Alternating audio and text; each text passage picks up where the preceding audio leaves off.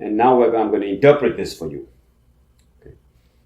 The first and most interesting sort of conclusion is there are two kinds of hypothesis sets.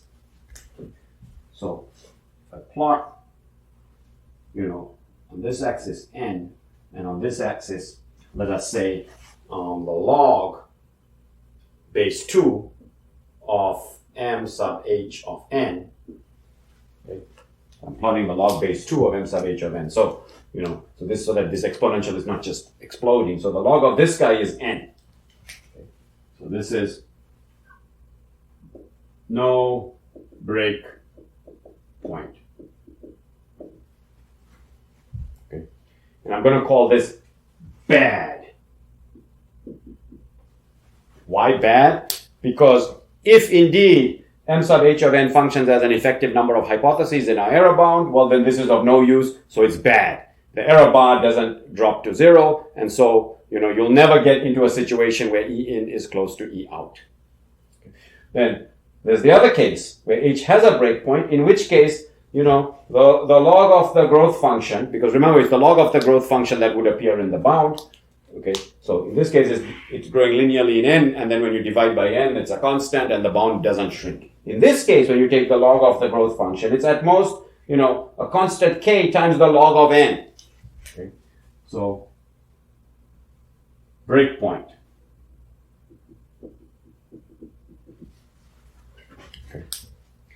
Okay, so two interesting things. This logarithmic behavior is the same bound for any hypothesis set, and they can come from different domains, different problems, different whatever. Any hypothesis set, as long as it has a breakpoint k. Any hypothesis set. Any hypothesis set, as long as it has a breakpoint k. So the bound on the growth function, the bound on the complexity just depends on the breakpoint. Okay?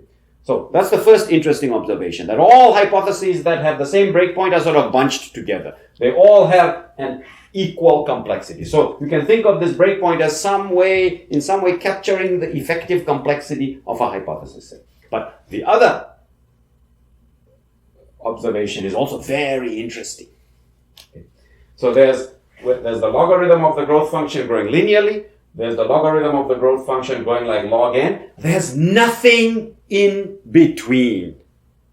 So you might ask, well, what about,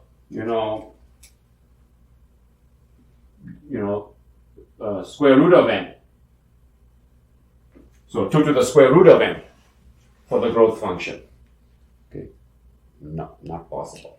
So you can think of this as good, because remember we argued that if we put log n over n in that error bar, if we put the logarithm of this in the error bar is going to shrink to 0. So E in will approach E out. So that's good. If you think about this as ugly, there are good hypothesis sets whose growth function grows, logarithmically, whose log growth function grows logarithmically in n. There are bad hypothesis sets whose log growth function is growing linearly in n, so that are bad. But there's no ugly.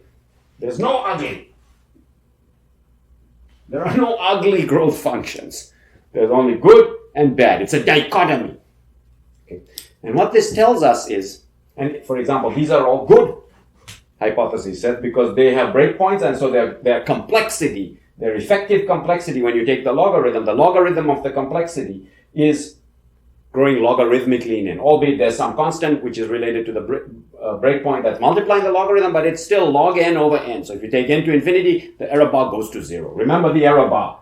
The error bar, E out, is less equal to E in plus order of log, the size of the hypothesis set divided by n.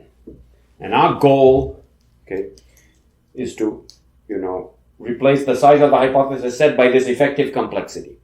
Okay, and then we argued last time that replacing it with the effective complexity is useless. It's not going to help us in getting E in close to E out if this effective complexity is always 2 to the n, the upper bound, the trivial upper bound. And what we have seen now is that, if ever it gets below the trivial upper bound, it's going to be polynomial. That is a miracle. That for example, you might have guessed maybe 2 to the n minus 1 is possible. It's always 1 less than, the maximum number. Not possible.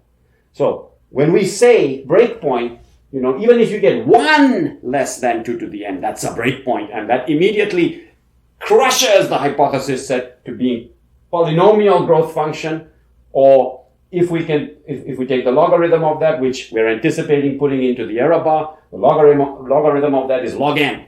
Okay. And so this error bar will go to 0. Okay. So if we succeed in replacing the size of the hypothesis set with the log of this effective number of hypotheses on a data set of size n, then the conclusion is startling. There are 2 types of hypothesis sets. There's the hypothesis set that's bad, for which this error bar doesn't go to 0, it stays large constant, in which case these bad hypothesis sets, you cannot get E in approximately equal to E out, which means you cannot implement the first step in learning. Okay, and there are these good hypothesis sets, the good ones which at some point get a breakpoint. Okay. And once you have gotten a breakpoint, if we can, put the growth function in here, then this error bar goes to 0 as n goes to infinity, and at least in principle, as n becomes large enough, it's possible to accomplish the first step of learning. And now we have already agreed between you and me that the learning problem is feasible when we view it as this 2-step process. Step 1, get E in close to E out. Step 2, get E in close to 0. Okay, and you have to implement step 1 theoretically. So what does that mean? That means that when you approach a learning problem, you can only use a good hypothesis set. Okay. One for which you can get the error bar down to 0 and get E in close to E out. So there are good hypothesis sets for learning and bad hypothesis sets for learning. Okay. So our main goal for this lecture was to establish that we can indeed, show that this effective complexity, this effective number of hypotheses, the number of hypotheses when viewed through the lens of a data set of size n, so this effective number of hypotheses is at most a polynomial in n. It's a huge step. The next step is we need to show that, can we replace the size of the hypothesis set in here with this effective complexity? So the details are in the textbook, and I'll just give you the rough idea of how that happens, and then I will state the bound, which has the size of the hypothesis set replaced by this growth function.